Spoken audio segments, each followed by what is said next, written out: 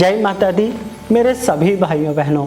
अक्सर मेरे पास जब भी कोई भी विजिटर्स, क्लाइंट या टेलीफोनिक अपॉइंटमेंट के थ्रू जब भी मुझसे कोई बात करते हैं तो अक्सर मेरे क्लाइंट्स की तरफ से एक क्वेश्चन जरूर आता है, पंडित जी मेरी जन्म कुंडली में कौन सा ग्रह सबसे अच्छा है और मेरी कुंडली के अंदर कौन सा ग्रह सबसे ज़्यादा खराब है। तो मैं उन्हें एक ही जवाब देता हूँ, आपकी जन्म कुंडली के अंदर कोई भी ग्रह ना तो बहुत खराब है और ना ही आपकी जन्म कुंडली के अंदर कोई भी ग्रह अच्छा है। आपको जीवन में एक विशेष कार्य के लिए आपको यहाँ पर इस ब्रह्मांड में भेजा गया है, ईश्वर द्वारा इसीलिए आपकी रचना की गई है। आप अगर अपने जीवन के उन्हीं डिपार्टमेंट में ही वर्क करेंगे जिसके लिए आप पैदा हुए हैं, तो आपकी जन्म कुंडली के अंदर जो ग्रह आपकी नज़र में खराब दिखाई दे रहा है या अन्य लोगों की नज़रों में खराब दिखाई दे रहा है, आप उसके अशुभ प्रभाव से बच सकते हैं। मेरे पास एक बहुत पुराने मेरे क्लाइंट्स जिनके साथ मेरे करीब 7-8 साल से रिश्ते हैं, मेरे पास आए। अचानक उन्होंने अपनी बच्ची के बारे में बात की, पंडित जी मैं अपनी बेटी को आईपीएस ऑफिसर बनाना चाहता हूँ, क्या इसकी जन्म कुंडली के अंदर योग है? तो मैंने उस बच्ची की जन्म कुंडली को देखा और मैंने कहा बिल्कुल नहीं, आप अपनी बच्ची को आईपीएस और यूपीएससी के अंदर बिल्कुल ना भेजें। आपकी बच्ची बहुत अच्छे लेवल की साइंटिस्ट बन सकती है। और साइंटिस्ट किस डिपार्टमेंट में? सैटेलाइट डिपार्टमेंट्स में, मिसाइल के डिपार्टमेंट्स में, और जो भी अग्निशामक यानी कि जो अग्नि से संबंधित जो डिपार्टमेंट होंगे उन डिपार्टमेंट्स के अंदर आपकी बिटिया बहुत अच्छा परफॉर्म करेगी। साथ में उनकी बच्ची भी आई थी। बच्ची ने बहुत मुस्कुराते हुए प्यार से कहा, पंडित जी मेरा इंटरेस्ट भी इसी फील्ड के अंदर है और पापा मुझे ज़बरदस्ती कहते हैं कि तू यूपीएससी क्रैक कर और तू आईपीएस बन के दिखा। पंडित जी मेरा बिल्कुल मन नहीं है, क्योंकि मेरा जब इंटरेस्ट ही नहीं है तो मैं इस फील्ड के अंदर कैसे जाऊं।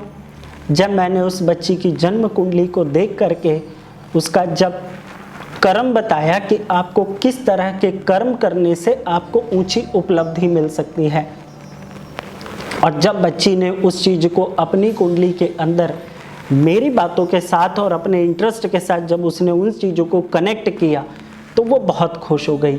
मेरे प्यारे भाइयों बहनों, इसी तरह से आपको भी अपनी जन्म कुंडली को बहुत अच्छे से समझना चाहिए कि आपको क्यों इस दुनिया में भेजा गया है, क्यों ईश्वर ने और प्रकृति ने आपकी रचना करी है। एक आदमी, मैं आपको एक दूसरा उदाहरण भी देके बताता हूँ।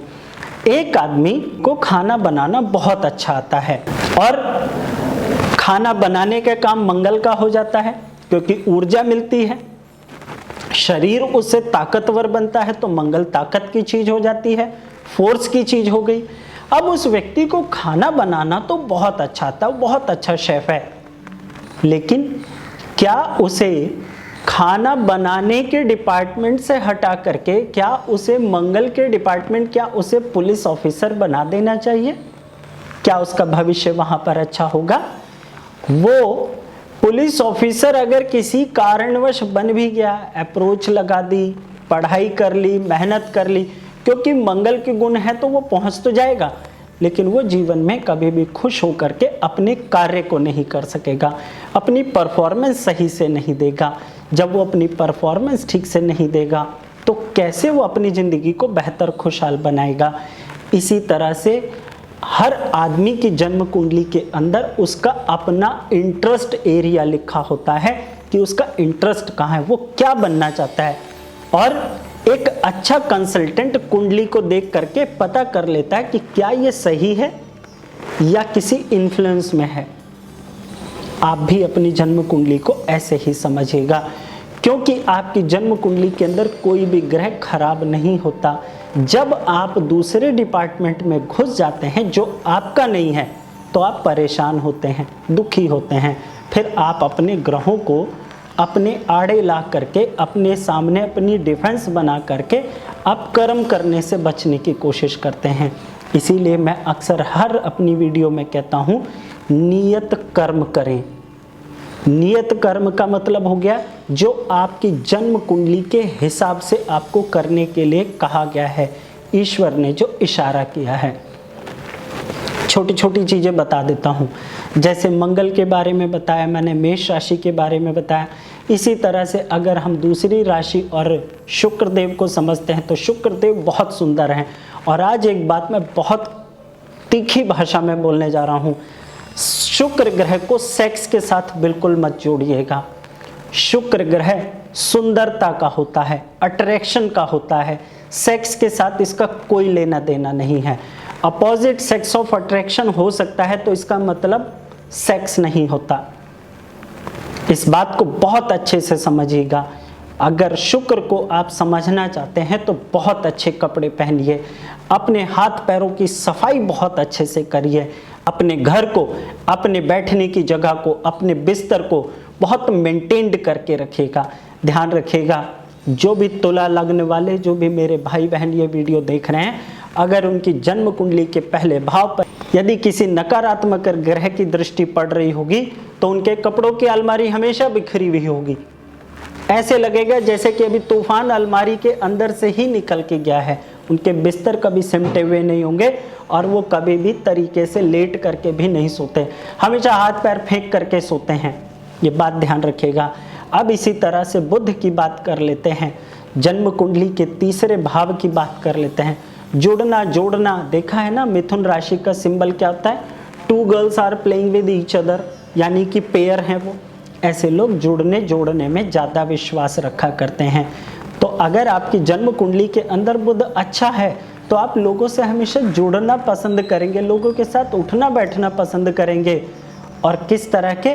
जो अच्छे होंगे, जो सुंदर होंगे अपने काम में, जो बारीकी से हर चीज को करके चलते होंगे।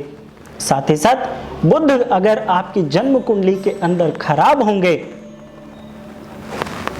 दृष्टि के कारण या आपने अपने कर्मों के कारण कर लिया, कंफ्यूजन बहुत रहेगी, डुअलिटी बहुत रहेगी, मल्टीपल ऑप्शंस में से आप हमेशा कंफ्यूज रहेंगे, करियर कभी भी आपका मजबूत नहीं बन पाता।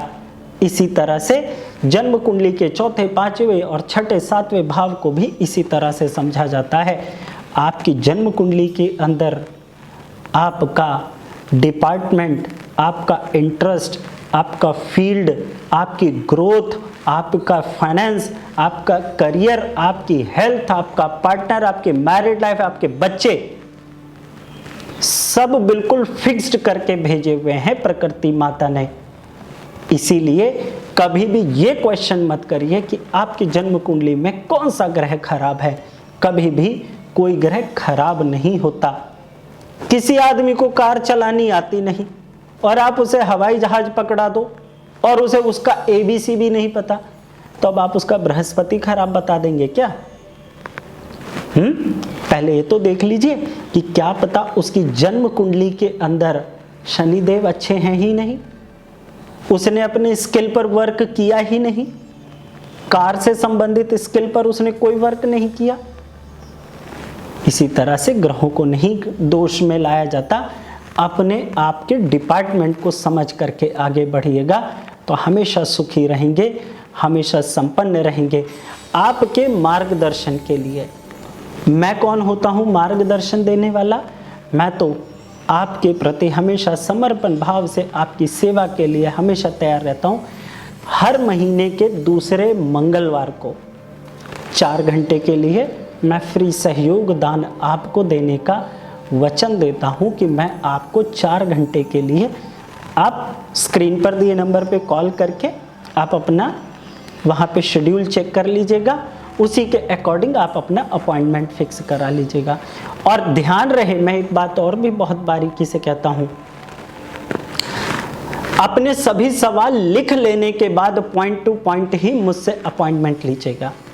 चाहे आप मुझसे मिलने आते हैं या टेलीफोनिक पेड अपॉइंटमेंट लेते हैं या फिर आप सहयोग दान में मुझसे जुड़ते हैं, अपने क्वेश्चंस लिखने के बाद ही आप मेरा अपॉइंटमेंट फिक्स करिएगा।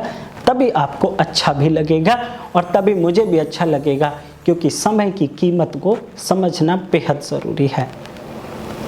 गारंटी नहीं है, क्योंकि गारंटी डाउट्स पे दी जाती है। ये तो कन्फर्म है कि आप किस लिए पैदा हुए हैं।